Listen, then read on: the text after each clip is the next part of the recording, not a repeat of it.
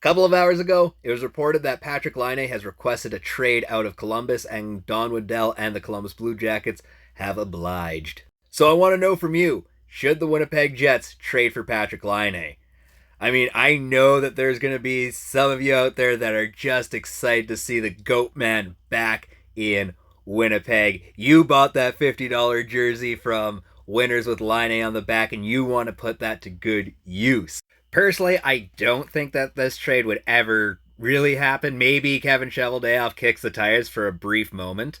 The only way that I see this happening is if A, Kevin Cheveldayoff totally believes in Nikolai Ehlers being the guy here in Winnipeg, and he goes to Ehlers and he says, hey, if I make a trade for Patrik Laine, would you consider extending here in Winnipeg? Or would you extend here in Winnipeg and then I'll go make the trade for Patrik Laine?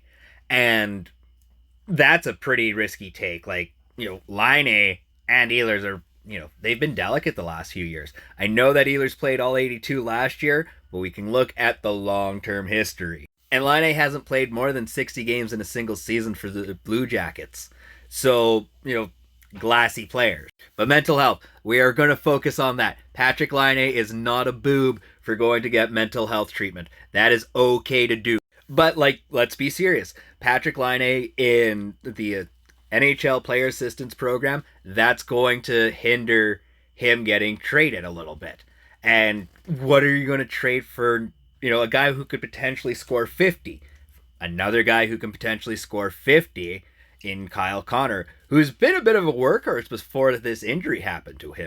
And to trade Kyle Connor for Patrik Laine, joke of a trade. You would have to get Columbus to eat at least $2 million of the contract. You'd have to probably get a first round pick in there, and maybe, just maybe, a little bit, get a prospect. So you get 4 pieces for Kyle Connor. That's just unrealistic.